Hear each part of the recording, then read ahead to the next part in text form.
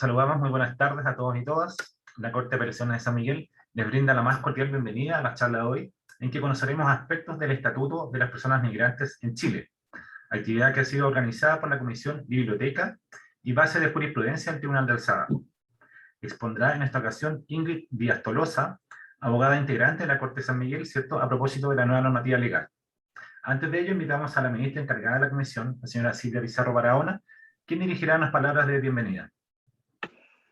Gracias, Claudio. Bueno, bienvenidos sean todas y todos. Les agradezco mucho su interés y el tiempo que están dedicando a esta charla. Creo que es un tema relevante y que en algún minuto todos hemos tenido algo que ver con la inmigración.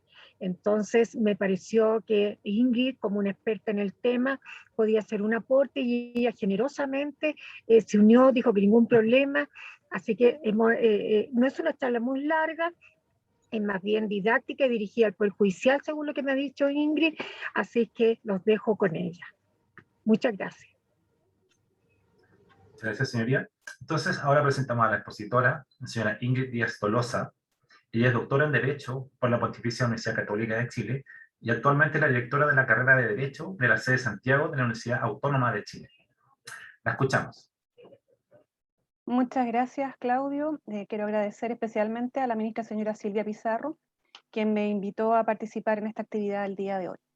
Vamos a proceder a compartir pantalla para poder exhibir el PowerPoint de apoyo que hemos preparado para esta intervención.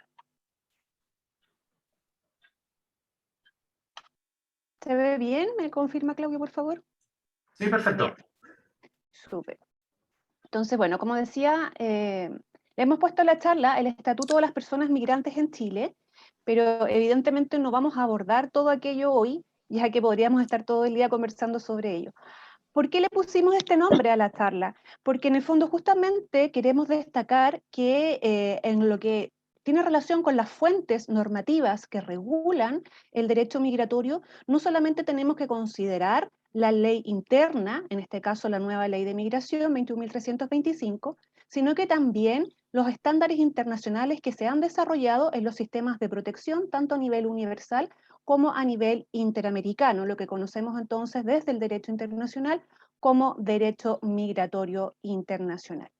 Entonces, como bien decía doña Silvia, la charla se va a orientar a cuestiones que son de suma relevancia para los jueces en aplicación, ¿no es cierto?, del ejercicio de la jurisdicción en temáticas que conozcan sobre derecho migratorio y en especial consideración de dos grandes cambios que ha tenido la ley en comparación con lo que todavía está vigente, porque bueno, la nueva ley de migración 21.325, si bien se publicó en abril de este año, tiene entrada en vigencia diferida al momento en que se publique el reglamento, lo cual todavía no ha ocurrido, así que en estricto rigor sigue aún vigente el decreto ley 1094 de 1975.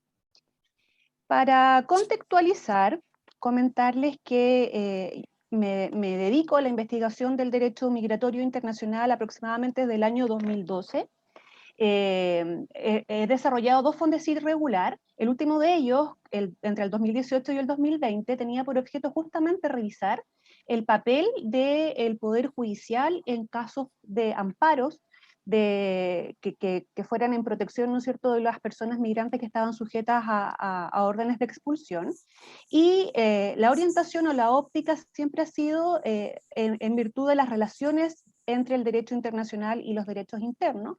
Entonces tenía por objeto justamente evaluar cómo los tribunales de justicia chilenos han estado aplicando la normativa internacional, sobre todo bajo la vigencia del decreto ley 1094 de 1975, porque sabemos, ¿no es cierto?, que a diferencia de la actual ley 21.325, no tiene referencia alguna a derechos. Más que nada es solamente derecho de extranjería, ¿no es cierto?, en el sentido que regula las entradas, la salida, los tipos de visado, ese tipo de cuestiones, pero no se refería expresamente a los derechos de las personas, y eso justamente fue una de las razones por las cuales se movió o se impulsó, ¿no es cierto?, desde el legislador el cambio de la normativa, y esa es una de las grandes novedades de la nueva ley, porque si bien en materia de extranjería no hay grandes cambios, se mantienen más o menos los mismos criterios que habían respecto de prohibiciones de ingreso, a quienes vamos a admitir y a quienes no, los regímenes o las categorías migratorias, todo aquello se mantiene a grandes rasgos, hay ciertas actualizaciones, pero lo relevante más que nada es justamente la incorporación del capítulo que se refiere a los derechos de las personas migrantes, y en ese sentido, en estricto rigor, ya no solo tenemos derecho de extranjería, sino que también derecho migratorio propiamente tal, vale decir, aquella disciplina que se preocupa por la protección de los derechos de los migrantes. Entonces, en esta investigación, bajo la vigencia del Decreto de Ley 1094, tomé una muestra de los 10 últimos años, abarcaba desde el año 2010 al año 2019, todos los amparos conocidos en cortes de apelaciones y que subieron en apelación a la Corte Suprema. Es una muestra que contiene un total de 942 sentencias, acá en la tabla podemos ver su distribución por año, y en el fondo las hemos presentado, ¿no es cierto?, y clasificado en amparos rechazados y acogidos. Acá entonces podemos observar que en este periodo de 10 años hay una tendencia hacia acoger estos amparos en un 59% de los casos, versus un 41% los cuales fueron rechazados. Una vez entonces hecha esta clasificación de la muestra, luego me circunscribí solamente en analizar los 552 casos que fueron acogidos, para revisar si en aquellos se había o no aplicado la norma internacional. Luego, entonces, en estas 552 sentencias revisadas, podemos observar que el porcentaje de aplicación de las normas internacionales es bajísima. Solamente un 13% de los casos acogidos hay una referencia expresa en las sentencias a normas internacionales, y lo que constituye respecto de la muestra total, que eran más de 900 casos, solamente un 7,6%. Entonces, bueno, acá está todo el desglose de cuáles han sido los tratados internacionales más aludidos en estas sentencias. Ciertamente es la Convención Americana sobre Derechos Humanos y la Convención sobre Derechos del Niño, que es la que mayoritariamente más se alude en estos casos, por razones obvias en el fondo, porque muchos de los motivos por los cuales se han acogido los amparos para frenar estas expulsiones ha sido por el interés superior del niño, en el caso de que el padre que estaba sujeto, ¿no es cierto?, a una medida de expulsión tenía a su familia acá y tenía a sus hijos acá, y muchas veces ellos también son chilenos porque han adquirido la nacionalidad al haber nacido en territorio nacional. Entonces, como podemos observar, es muy baja la aplicación del derecho internacional. Entonces, eso es lo que yo quiero destacar como antesala, porque sabemos que, si bien es cierto actualmente nuestra Constitución, al regular los temas de las relaciones entre el derecho internacional y el derecho interno, es muy precaria, es muy escueta, ¿no es cierto? Solamente se refiere, ahí está transcrito el artículo, a que es un deber de los órganos del Estado, dentro de los órganos del Estado ciertamente el Poder Judicial, respetar y promover los derechos que emanan de la naturaleza humana, sea que estos estén garantizados, ¿no es cierto?, en la Constitución o en los tratados internacionales ratificados por Chile y que se encuentren vigentes. O sea, nuestra Constitución solamente se refiere a las normas convencionales, deja fuera expresamente a las normas o a las normas de derecho consuetudinario o a los principios generales del derecho, que si bien es cierto en nuestro sistema también se aplican, pero más bien por un tema de costumbre judicial arraigada. Entonces, bueno, sabiendo que este artículo es bastante precario, no nos da luces certeras acerca de cuál es el mecanismo de incorporación de los tratados internacionales en específico y de las normas internacionales en general, a lo largo desde que se introduce esta reforma, ¿no es cierto?, el año 1989, a la fecha, incluso entre medio con la reforma del año 2010, siguen existiendo discusiones y distintas doctrinas, interpretaciones, sea por la Corte Suprema o por el Tribunal Constitucional. El mismo Tribunal Constitucional también ha tenido un desarrollo y un cambio, ¿no es cierto?, de perspectiva en su doctrina en cuanto a la aplicación de las normas internacionales en el foro interno. Y aquí hay un listado, ¿no es cierto?, de aquellas cuestiones que normalmente se discuten, como qué pasa con la obligatoriedad de estos trámites de la promulgación y publicación de las normas, ¿no es cierto? Acá hay un caso que es muy conocido, que es del Pacto Internacional de Derechos Civiles y Políticos, el cual duró muchísimos años, ¿no es cierto?, sin haberse publicado, siendo que sí estaba ratificado internacionalmente, y lo que generó una época, ¿no es cierto?, los tribunales de justicia que negaron su aplicación mientras no estuviese publicado, por ejemplo. Obviamente también se ha discutido muchísimo el tema de la jerarquía de los tratados, si tienen un rango legal, constitucional, supraconstitucional, o si entra dentro del concepto de bloque de constitucionalidad. También mucho se ha dicho sobre el control de convencionalidad, sobre todo a partir del año 2006 de la fallo, ¿no es cierto?, de la Corte Interamericana de Derechos Humanos en el caso Almonacid Arellano. También se ha discutido desde la doctrina si todos los tratados internacionales son o no self-executing y si se pueden o no de esa forma aplicar directamente por los tribunales o si es necesario, ¿no es cierto?, un desarrollo normativo a nivel interno para poderles dar aplicación. Bueno, teniendo este contexto, sabiendo entonces que es precaria la regulación que tenemos a nivel constitucional de esta materia y todas las discusiones que ha dado pie, acá viene lo importante y lo relevante a propósito de la nueva ley de migraciones. La nueva ley de migraciones, y acá está textual, ¿no es cierto?, incorpora estos dos artículos, artículo 11 y 12, donde hace una referencia expresa a los tratados internacionales sobre derechos humanos en esta materia.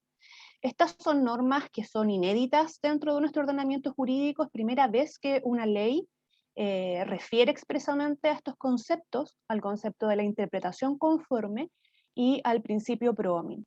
¿Qué dice? Leamos. El artículo 11 señala entonces que las disposiciones de esta ley, la ley de migraciones, y su reglamento, reglamentos que a posteriori estamos esperando que se dicten, ¿no es cierto?, deberán, o sea, es imperativo, ser interpretadas siempre en armonía con los valores, principios, derechos y libertades contenidos en la Constitución y en los tratados internacionales sobre derechos humanos ratificados por Chile y que se encuentren vigentes.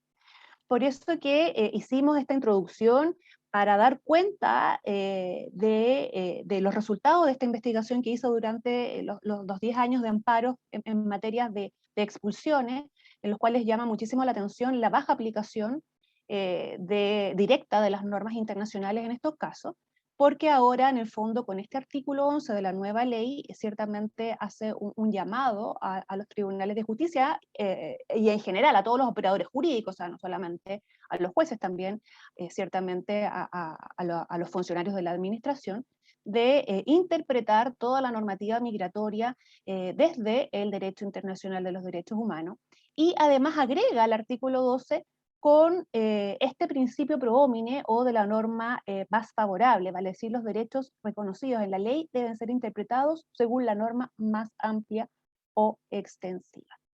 Entonces eso es relevante porque justamente ahora, por ejemplo, que en los medios de comunicación social los últimos meses hemos visto bastante esta temática y esta discusión por el tema de los ingresos clandestinos, las expulsiones que se han dado en día de fin de semana o feriado, ¿no es cierto?, lo que incluso implicó un impulso por parte de la Corte Suprema en el sentido de que estimó que debía existir, ¿no es cierto?, cortes de apelaciones de turno para poder revisar las expulsiones en el caso de que se realicen en día domingo o feriado. Y ciertamente la importancia que tiene en el fondo esta interpretación de la aplicación de las causales de expulsión desde la óptica del estándar internacional. En ese sentido, si bien el ingreso clandestino por paso no habilitado efectivamente es una causal que habilita tanto la ley actualmente vigente, Decreto Ley 1094, como la que está a puertas de entrar en vigencia, la nueva 21.325, es una causal de expulsión, no es una aplicación meramente formal, legalista, sino que hay que revisar y ponderar que la medida de expulsión sea razonable, que no sea arbitraria, que sea proporcional, y hay que revisar una serie de elementos que vienen dados desde el propio derecho internacional. Así ahora está la habilitación expresa. Antes lo hacía, este 13%, ¿no es cierto?, de casos que nosotros revisamos en los cuales los tribunales efectivamente aplicaron el derecho internacional, obviamente hacían esa integración del estándar internacional en el razonamiento, pero hoy bajo la nueva ley, como vemos, es imperativo, dice deberán, no deberán utilizar el derecho migratorio internacional. Entonces, yo creo que eso es muy relevante para efectos de la labor judicial. Entonces, bueno, en un ámbito mucho más amplio, evidentemente acá hay un desafío de protección de los derechos de las personas migrantes, lo que se conoce como un enfoque basado en derechos, y en ese sentido, los tratados internacionales sobre derechos humanos que están suscritos y vigentes en Chile, que son aplicables en esta materia, es el Pacto Internacional de Derechos Civiles y Políticos, especialmente el artículo 2 y 13, la Convención Americana sobre Derechos Humanos, su artículo 22, la Convención Específica para la Protección de los Trabajadores Migrantes y sus Familias, y ciertamente la Convención sobre Derechos del Niño, en virtud de lo que es la protección de la familia, la reunificación familiar. Acá quiero aludir a los resultados más bien sustantivos de la investigación, en estos casos, ¿no es cierto?, de aplicación del derecho internacional por nuestros tribunales. Y acá está el resumen de los principales razonamientos o doctrina que se fue elaborando en las Cortes sobre la aplicación de la Convención Americana sobre Derechos Humanos en estas materias de amparos y expulsión. Lo primero, conclusión que podemos sacar en los dichos de las sentencias, que la expulsión debe ser fundada. Se debe expresar, ¿no es cierto?, la causal legal, pero como decíamos, no solamente aludir al artículo o a la disposición que sirve de fundamento, sino que también indicar los motivos fácticos que muestran entonces su concurrencia para que de esa manera comprobar de que es oportuna su aplicación. La expulsión, y también en el caso de que haya una detención previa a la expulsión, para esos fines, no puede ser arbitraria. Debe ser razonable, debe ser necesaria, debe ser proporcional al fin que busca. Ciertamente también hay todo un tema de debido proceso, tienen que estar las instancias para que la persona pueda oponerse. En ese sentido, la expulsión debe ser notificada para que de esa forma el afectado pueda impugnarla en un procedimiento con las debidas garantías procesales. Y como decíamos también, es muy importante tener en consideración el principio de protección de la familia en el caso de que hayan niños respecto del cual este extranjero que está sujeto a la medida de expulsión incluso sea quizás el sostenedor económico de la familia, entonces es importante no dejar a el resto de la familia a un poco a la deriva. En cuanto a la aplicación de la Convención sobre Derechos del Niño, que decíamos que eran los casos de mayor porcentaje de aplicación en estos casos, no obstante ello, sigue siendo mayoritario en un 70% de los casos su aplicación como un complemento. Los típicos, ¿no es cierto?, considerando como a mayor abundamiento, o sea, se basa principalmente en aplicación de normativa interna y adicionalmente menciona el derecho internacional.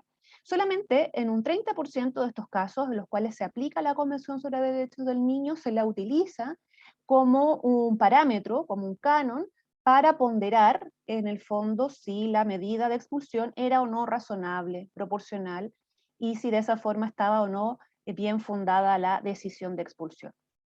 Ahora, como en el gran porcentaje de los casos no fue el motivo principal la aplicación de la Convención sobre Derechos del Niño como un canon de ponderación, nos preguntamos entonces cuáles fueron los motivos para acogerla, y en ese caso, bueno, el tema de la proporcionalidad de la medida, generalmente en estos casos eran causales de expulsión basadas en algún delito.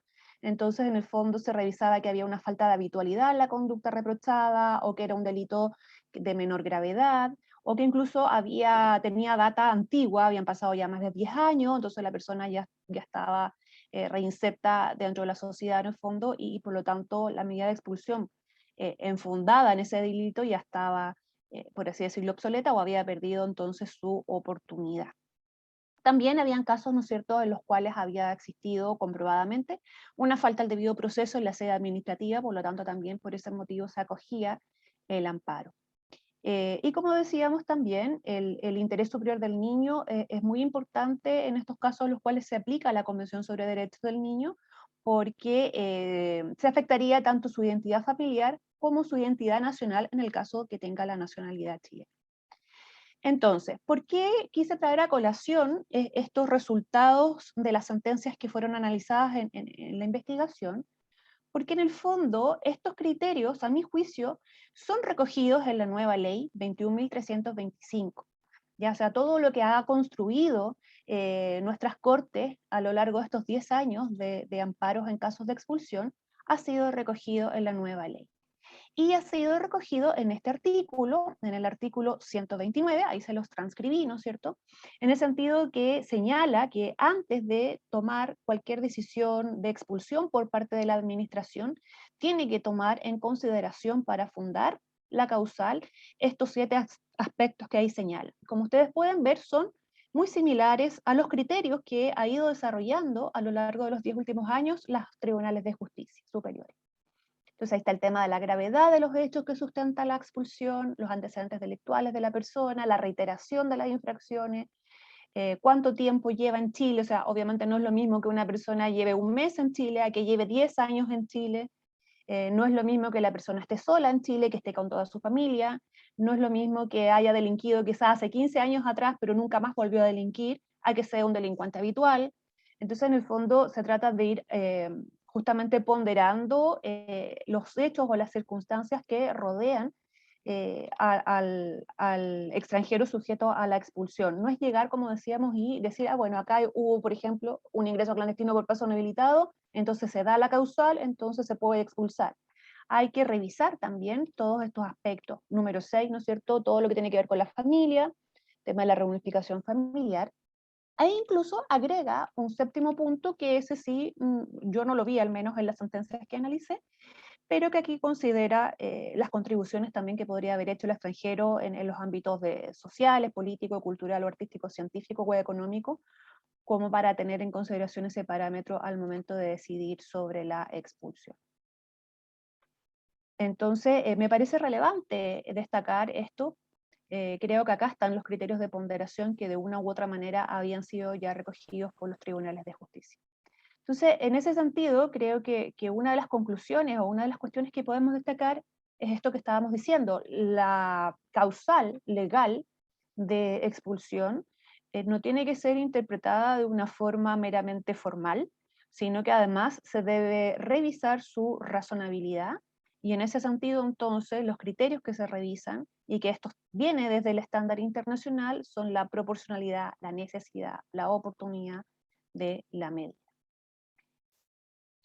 Entonces, para terminar, ya llevamos media hora aproximadamente, otra cuestión que quería destacar que puede tener relevancia para fines de las labores que ejercen los jueces, es el cambio existente respecto a las causales de provisión de ingreso. En materia de provisiones de ingreso, hay varias que son imperativas para la administración, por la forma en que están redactadas, ¿no es cierto?, usando el verbo deberá. Son muy similares, casi idénticas, siguen siendo 9 causales, 7 son versiones de las que ya estaban en la ley, en el decreto ley 1094. Se destaca como positivo el que desaparecen 2 de ellas, desaparece la del 15 número 4 del decreto ley, y también una genérica que recaía como una facultad discrecional del presidente de la República. Acá las tengo transcritas para que podamos ver. La del 15 número 4, entonces, decía que, y bueno, estas también, junto con ser causales de provisión de ingreso, eventualmente también podían constituir causales de expulsión. No tengan o puedan ejercer profesión u oficio o carezcan de recursos que les permitan vivir en Chile sin constituir una carga social. Entonces, desde el punto de vista de la compatibilidad con el estándar internacional, se valora como positivo el que se hubiera eliminado o desaparecido esta causal, ya que, como ustedes pueden leer, estaríamos dentro de una categoría sospechosa de discriminación, en el sentido de que estaríamos haciendo una diferencia por la posición social o económica de la persona.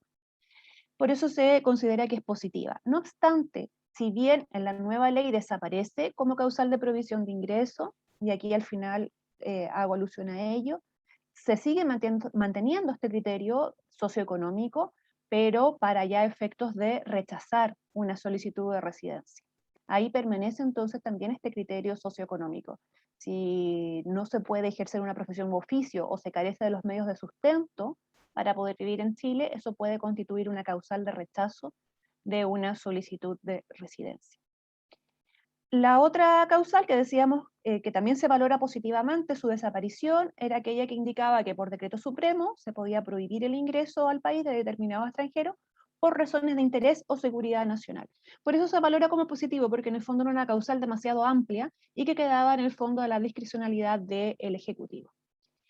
Ahora bien, tenemos que, y esto es lo que más importa para efectos de la labor judicial, la causal con mayor frecuencia que aparecen en los casos es aquella del 15 número 2 del decreto ley 1094, que en este caso tenía que ver con aquellos extranjeros, ¿no es cierto?, que se dedicaran al tráfico ilícito de drogas, armas, contrabando, tráfico ilícito de migrantes y trata de personas, y aquí agregaba esto que estaba, ¿no es cierto?, en rojo, en general lo que ejecuten actos contrarios a la moral o a las buenas costumbres.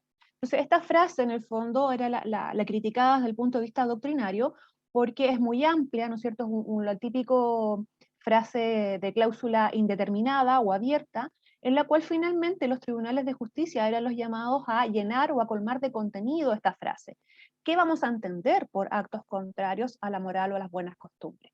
Entonces, al revisar los casos judiciales nos podíamos encontrar con distintos criterios y dentro de los cuales, si bien es cierto, se consideraban delitos de gran gravedad, también habían delitos menores como podría ser, por ejemplo, un hurto o en su oportunidad cuando estaba el tema de la piratería de los CD, ahora ya un poco el tema de la tecnología, ya casi no hay CDs o DVD, pero antes, ¿no es cierto?, se daba este tema de la venta. Entonces era el delito contra la propiedad intelectual. También a veces entraba por esta vía ese tipo de delito.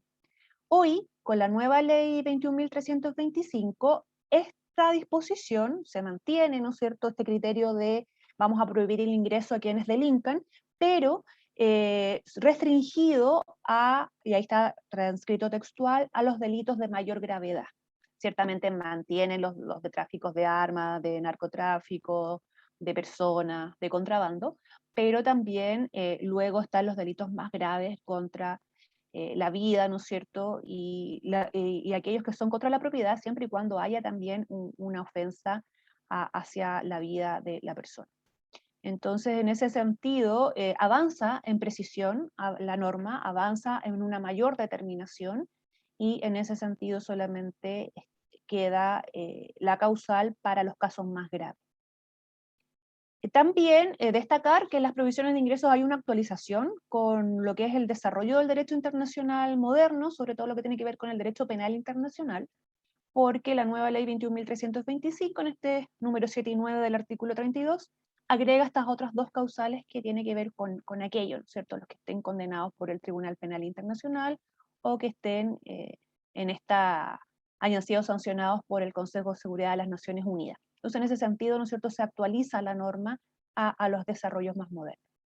Para terminar, como reflexiones finales, destacar que Chile está obligado, ¿no es cierto?, ha adquirido compromisos internacionales para con la protección de los derechos humanos, es miembro de las Naciones Unidas, es miembro de las Organizaciones de Estados Americanos, ha ratificado y ha puesto en vigencia los principales tratados internacionales multilaterales y generales, y en ese sentido es un deber constitucional, veíamos, artículo 5º, inciso 2 de la Constitución, de todos los órganos del Estado, de promover y respetar estos derechos que emanan de la naturaleza humana. Luego, entonces, destacar este artículo 11 que incorpora la nueva ley de migraciones, en tanto alude expresamente, algo inédito en nuestro sistema, a el mecanismo, a la herramienta hermenéutica de la interpretación conforme a las normas internacionales, y que de esa forma entonces asevera la obligación de la aplicación de las normas internacionales en foro interno, y en ese sentido entonces en las decisiones judiciales que involucren no solamente situaciones de expulsión, sino que también otras situaciones que también son vulneratorias de la libertad de locomoción de los extranjeros, como la prohibición de ingreso, la devolución inmediata en frontera, o el rechazo de un permiso de residencia, lo cual trae como consecuencia esta orden de abandono voluntario del país. Podemos nosotros, sí tenemos que conocer de estos casos, aplicar el derecho internacional. Esta labor hermenéutica nos va a servir para equilibrar los enfoques que contiene la ley de migración, porque la ley de migración, como decía a un inicio, en lo que es derecho de extranjería, mantiene los criterios del anterior, vale decir, mantiene un enfoque de seguridad y de control. Pero la novedad de la nueva ley es justamente la incorporación del derecho migratorio y de todo un capítulo basado en un enfoque en derechos humanos. Entonces, en ese sentido, esta labor hermenéutica va a permitir conciliar estos dos enfoques. Para finalizar, junto con agradecer nuevamente la invitación a esta charla, comentarles que ya está disponible en librerías un libro que escribí sobre estas temáticas con mucho detalle y que ha sido patrocinado por la Academia Judicial. Acá abordo en detalle todas estas materias que acá he introducido, además de dar cuenta de cuál es el estándar internacional en cada una de estas materias. Así que comentarles aquí. Muchas gracias. Damos el paso a las preguntas. Muchas gracias, Ingrid. Muy interesante. Sin duda, el derecho migratorio va a estar en boga en estos tiempos. Nos falta mucho por aprender. Creo que quedamos cortos con tu charla. Ojalá pudiéramos tener otras, ¿cierto?, sobre los temas. Pueden escribir en el chat si algún tema específico les interesa que tratemos, porque es propósito de la Comisión de Biblioteca estar dando charlas que nos puedan servir en el desarrollo de la función. También como cultura general, por cierto. Así que muchas gracias, Ingrid. Has sido muy generosa con compartir tus conocimientos. No sé si hay preguntas de las personas asistentes. Luis. Estás en silencio, Luis. Estás muteado. También me sumo a las felicitaciones, Ingrid, por esta interesante charla. Yo quería saber tu opinión respecto a algunos fallos recientes de la Corte Suprema en que están haciendo en el tema de las migraciones o de los migrantes, están haciendo prevalecer el derecho a la familia, el arraigo. Vale decir, una mamá que está en Venezuela, su hijo está en Chile y su marido está en Chile. Entonces ella quiere regresar a Chile principalmente por la continuidad de la familia, y resulta que le han negado la visa democrática, o sea, la han prolongado, y todo eso significa un par de meses en esta tramitación, y la Suprema ha dicho que debe hacerse prevalecer antes que todo el arraigo de la familia. A mí me interesaría tu opinión en eso. Claro, en ese sentido, y lo que comentábamos en el fondo, la Corte Suprema está aplicando justamente los criterios de la nueva ley de migraciones. Está aplicando ahí, ¿no es cierto?, en base a la Convención sobre Derechos del Niño, la protección de la familia, y destacar respecto de la nueva ley de migraciones que recoge la reunificación familiar expresamente en el artículo 19. También destacar, porque mucho se conoce a través de los medios de comunicación social, ¿no es cierto?, que la idea de la nueva ley es que no se haga un cambio de categoría migratoria estando dentro del país, sino que las visas se tienen que tramitar desde el exterior en los consulados. Pero hay una excepción, que está expresamente en el artículo 58 de la ley, y que justamente esa excepción aborda el tema del principio de la familia. Artículo 58 dice: cambio de categoría migratoria, los titulares de un permiso de permanencia transitoria, vale decir los que ingresan como turistas, y que se encuentren en el país, no pueden postular un permiso de residencia. Esa es la regla general. Salvo que se cumplan con los requisitos del artículo 69. Y ahí nos deriva a este otro, que señala: el permiso de residencia temporal se puede conceder a quienes acrediten tener vínculos de familia con chilenos o con residentes definitivos. Entonces, en ese sentido, la nueva ley de migraciones incorpora la reunificación familiar y la unidad de familia y los vínculos de familia como un criterio en el cual se le da preponderancia. Y en ese sentido, entonces, las sentencias de la Corte Suprema, aunque la nueva ley todavía no esté en aplicación, están siguiendo ese criterio, pero claro, como no está en vigencia aún la nueva ley, me imagino que ahí lo debe hacer en base a lo que es la Convención sobre Derechos del Niño, que es plenamente aplicable en Chile en virtud del artículo 5º, inciso 2 de la Constitución. Muchas gracias. Muy interesante.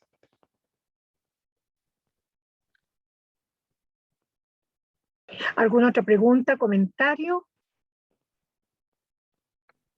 Este concepto, Ingrid, de reunificación familiar, ¿es igualmente abordado en otras legislaciones de otros países o solamente sucede a propósito de esta ley?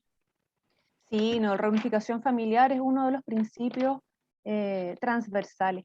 Pasa que la migración fundamentalmente puede ser voluntaria o forzosa. En la voluntaria, ¿no es cierto?, donde la persona es quien toma la decisión de salir de su país para emigrar a otro, siempre lo hace en búsqueda de mejores condiciones de vida. Y los motivos, los factores que implican o que influyen en que la persona vaya a un determinado estado, justamente son motivos de familia. Familia, trabajo y estudio son las tres principales causas de la migración voluntaria.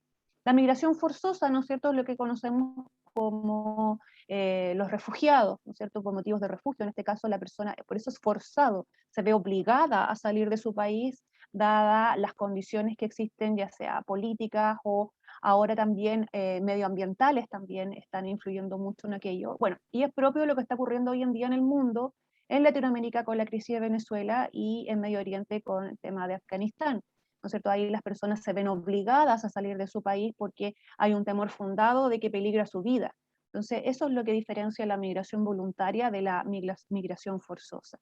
Y allí también, porque desde el punto de vista quizás más bien de la política o de la gestión migratoria del fenómeno humano, porque este es un fenómeno social, humano, y por lo demás no es un fenómeno nuevo, sino que es un tema que ha existido desde que el hombre es hombre, digamos, siempre han existido las migraciones o la movilidad humana.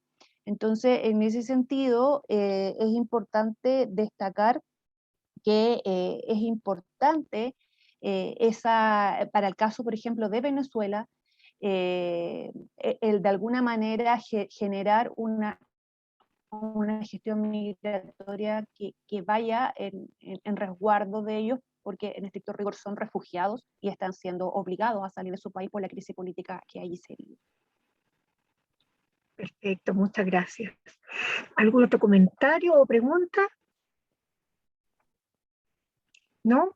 Bueno, entonces yo agradeciendo nuevamente a Ingrid y sobre todo la generosidad en compartir sus conocimientos, quiero presentarles en sociedad además a nuestra bibliotecaria, Mariela Miranda, que los va a saludar, para que ustedes sepan que ya tenemos bibliotecaria en la Corte de Apelaciones de San Miguel. Mariela, está en silencio, ahí. Ahora sí.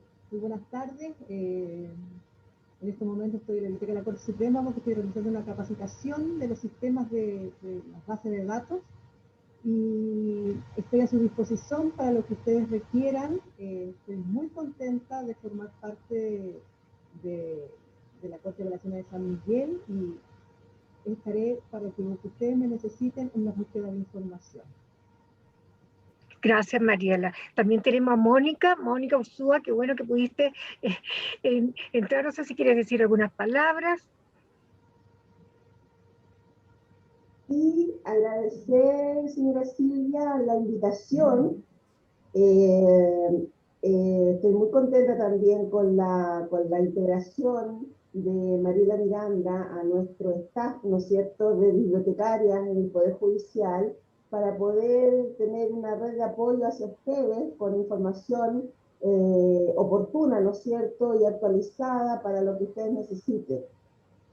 Agradezco mucho a Ingrid, anoté inmediatamente el libro para poder comprarlo para las bibliotecas. Es muy interesante. Lo que sí, a mí me saltó una duda y me gustaría, si me dan la oportunidad, de hacer una consulta con respecto a la exposición. Yo veo en las noticias, sin lugar a duda, todos hemos escuchado el problema grande que tiene, ¿no es cierto?, el norte de Chile, con la migración de paso que no están autorizados.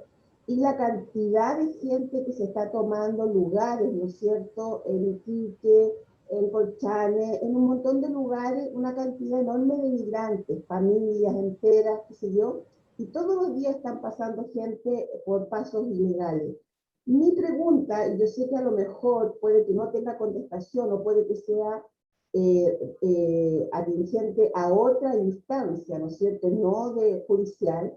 Yo digo, ¿en algún momento habrá alguna coordinación respecto a la ley nueva, ¿no es cierto?, o las modificaciones que se le puedan hacer a esta ley con respecto a al flujo constante de migrantes que están pasando por pasos fronterizos no autorizados, en el sentido de que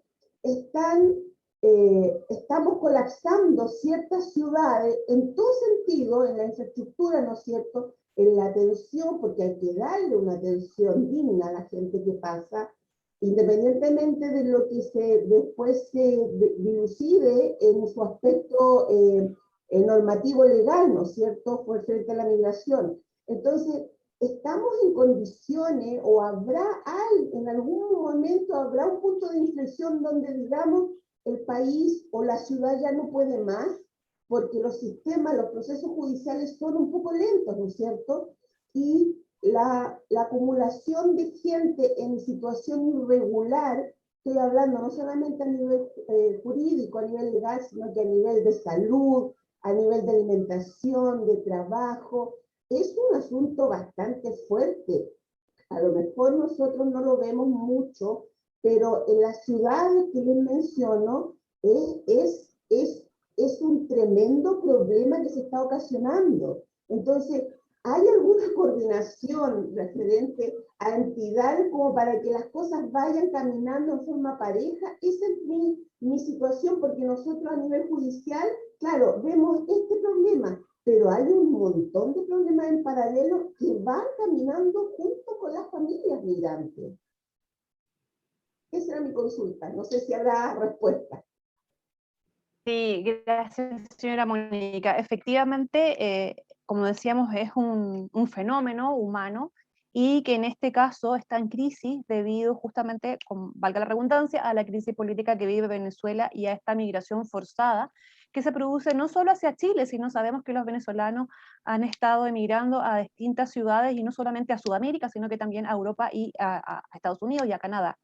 Entonces, en el fondo, en esa problemática más bien humana, el llamado es a mejorar la gestión migratoria, es el llamado a generar políticas públicas adecuadas, en generar programas que permita un encuentro entre la fuerza laboral que puedan aportar los extranjeros a determinados nichos del mercado chileno que ciertamente sabemos también falta mano de obra, hacer una mejor distribución también de estas personas a lo largo de todo el país para que de esa forma no se concentren solamente en determinadas ciudades que, como usted bien dice, pueden estar colapsadas desde el punto de vista también de que no da en el fondo el mercado del trabajo para todos los que están ahí en ese momento.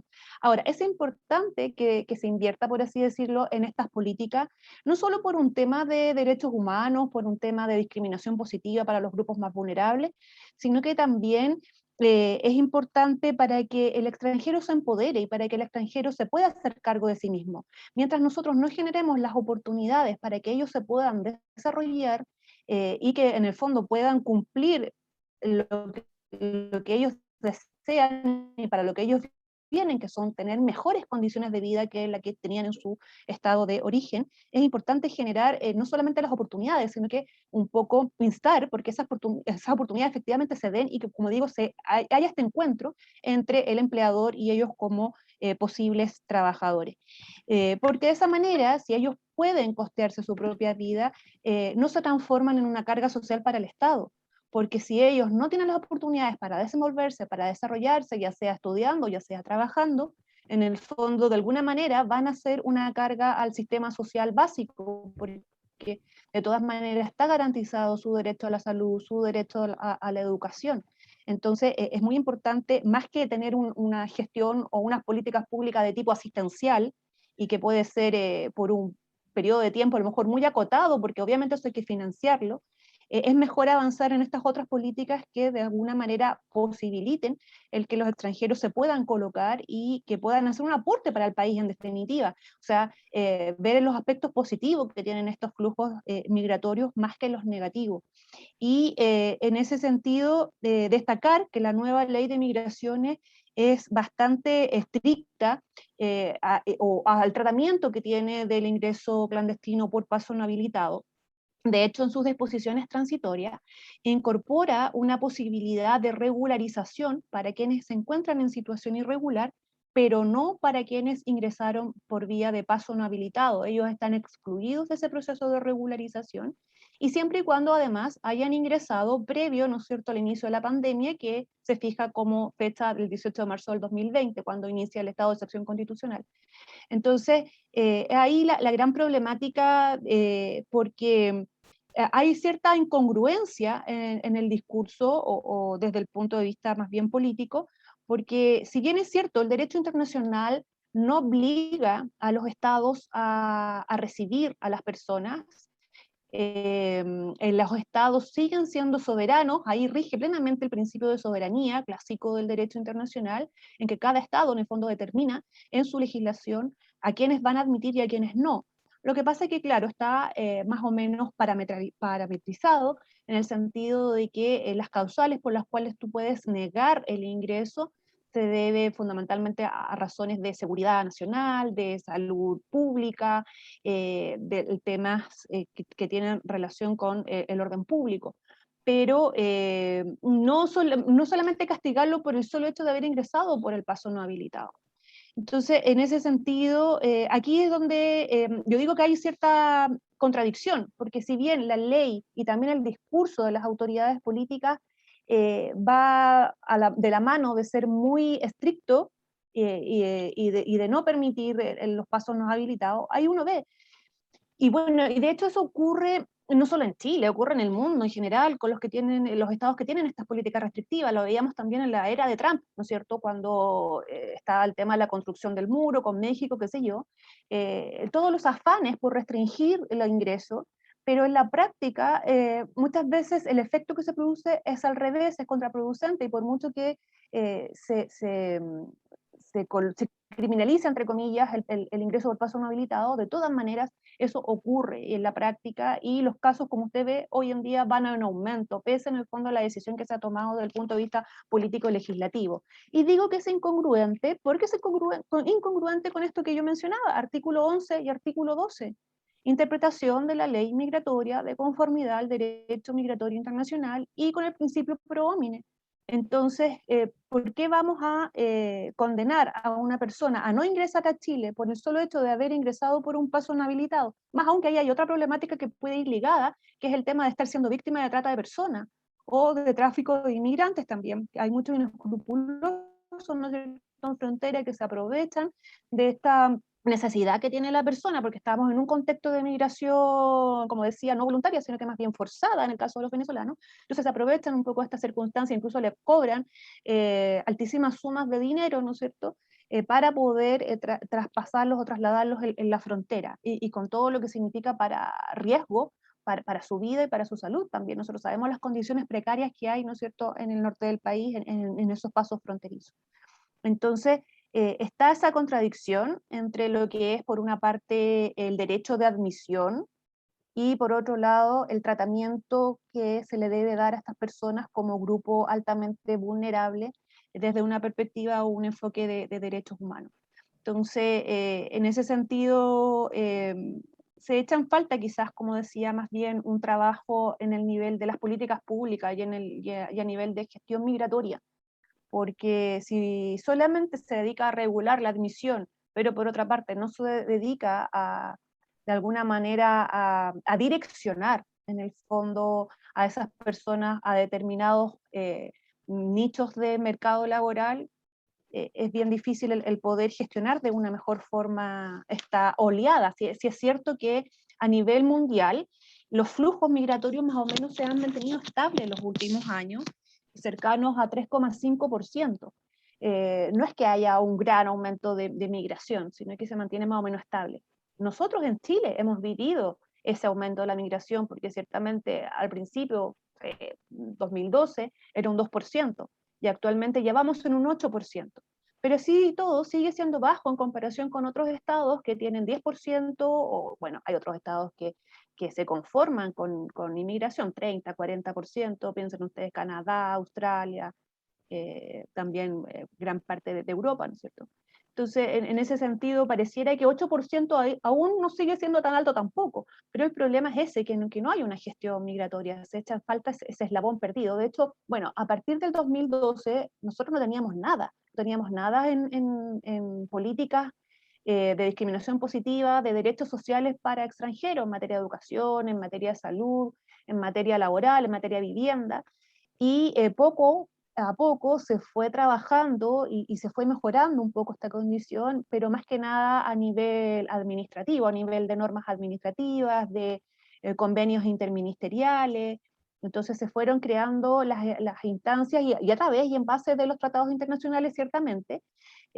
Por ejemplo, se fue reconociendo la posibilidad de atención en caso de urgencia, la posibilidad de atención médica para los menores, para las embarazadas. Se crearon visas especiales para la mujer embarazada o para la mujer sujeta a violencia intrafamiliar, a los mismos niños, que se les reconoce también una visa temporal, y la posibilidad de ingresar, ¿no es cierto?, a los establecimientos de educación pública, cosa que en el 2012 era impensable, no existía, y poco a poco se fue construyendo esas políticas nacionales en esas áreas. Y, por ejemplo, en materia de salud, como decíamos, ya desde el año 2016, que está este reconocimiento incluso para las personas que se encuentran irregulares, pero sí todos veíamos, ¿no es cierto?, hace poco, toda la problemática y la discusión que hubo a propósito de la colocación de las vacunas, en los cuales incluso la autoridad tuvo que salir a desdecir sus dichos, en el sentido de que no, cuando se refirió a que no se iban a poner vacunas a los extranjeros, se refería a que a los turistas, digamos, que no se iba a permitir el turismo para venir a vacunarse nada más. Pero obviamente los que están irregulares, pero sí están acá esperando regularizar su situación, se tienen que vacunar, y más aún si el objetivo es obtener la inmunidad de rebaño, no porque estén irregulares les vamos a impedir vacunarse. Y va de la mano, ¿no es cierto?, con este Plan Nacional de Salud para los Migrantes, como digo, del año 2016, o sea, ya tiene 5 años de vigencia, y aún no todos los servicios públicos lo conocen. Bueno, algo similar ocurrió en su oportunidad en el registro civil, no sé si ustedes se recuerdan. En un principio, año 2012, 2013, cuando empieza a aumentar el flujo de migración en Chile, a los niños no se les otorgaba la nacionalidad chilena, se les inscribía como hijos de transeúnte si es que sus padres estaban en una situación irregular. ¿Y cómo cambió la situación? Cambió gracias al papel de los tribunales de justicia, a través de diversas acciones de protección y de reclamación, acción de reclamación de nacionalidad, ¿no es cierto?, en su oportunidad, que se fueron presentando en masa, se fue acogiendo por las Cortes estas acciones de reclamación de nacionalidad, y en definitiva se tradujo en normas administrativas también, que a través de instrucciones se les señaló a las distintas oficinas del registro civil que no podían inscribir a los niños como hijos de transeúnte, porque en el fondo estaba fomentando además la patridia, que está prohibida por el derecho internacional. Todo lo contrario, todos los estados que formamos parte de los sistemas de protección tenemos que coadyuvar, digo, a que no existan situaciones de apatridia. Entonces, y finalmente, además, en el caso nuestro, por la propia Constitución, en este caso se aplicaba el principio de ius soli. ¿Sí? Los niños habían nacido en Chile, eran chilenos por ius soli. Entonces, aquí uno puede ver cómo hemos ido avanzando. O sea, la legislación migratoria hoy, en comparación con la que teníamos en el 2012, es bastante más desarrollada. En 2012 teníamos mucho menos. Lo que pasa es que, claro, el tema de la urgencia, el tema de la cantidad de flujo, el tema también del estallido social, el tema de la pandemia, son factores que de una u otra manera quizás impactan de forma negativa en una gestión migratoria, en una preocupación a lo mejor por este grupo vulnerable, siendo que hay otras cuestiones también por las cuales preocuparse. Pero ahí también está el llamado, ¿no es cierto?, como sociedad, más que como órganos del Estado, como jueces o como políticos, más bien como sociedad, de avanzar en la construcción de una sociedad que no sea discriminatoria.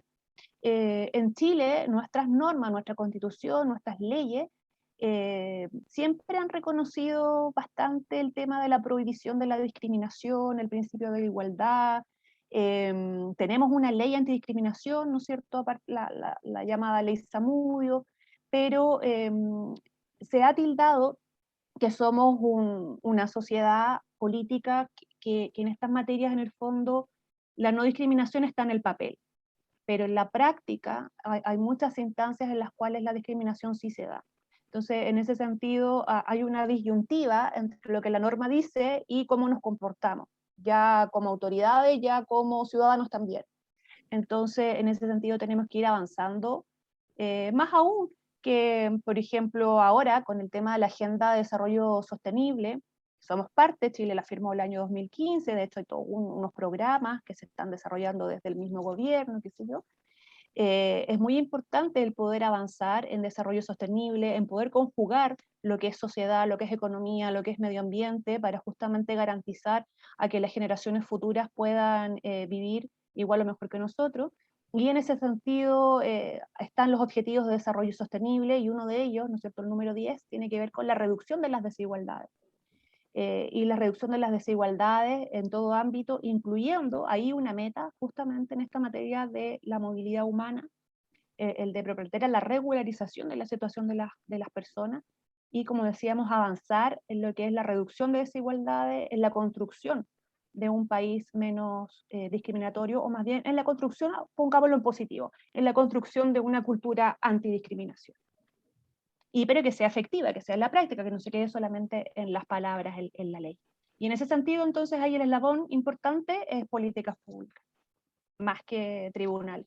Porque los tribunales, en el fondo, hacen una corrección a veces desde el punto de vista, ¿no es cierto?, de la reparación que puede existir en determinado caso si es que hay una vulneración de derechos. Pero la labor aquí que está faltando y que se echa en falta es la parte preventiva. Y ahí está el papel de las políticas públicas. Gracias, Ingrid. Realmente me contestaste con muchas más preguntas, ¿no es cierto? Pero muchas gracias. Gracias a ustedes por la pregunta. Vamos a tener que hacer una segunda parte de la charla. Más adelante. Claudio. Muy bien, muchas gracias por todas las personas que asistieron el día de hoy. Y de esta forma concluimos la actividad. Que tengan muy buenas tardes. Gracias a todos. Chao, Muchas gracias por venir. Muchas gracias. Hasta luego.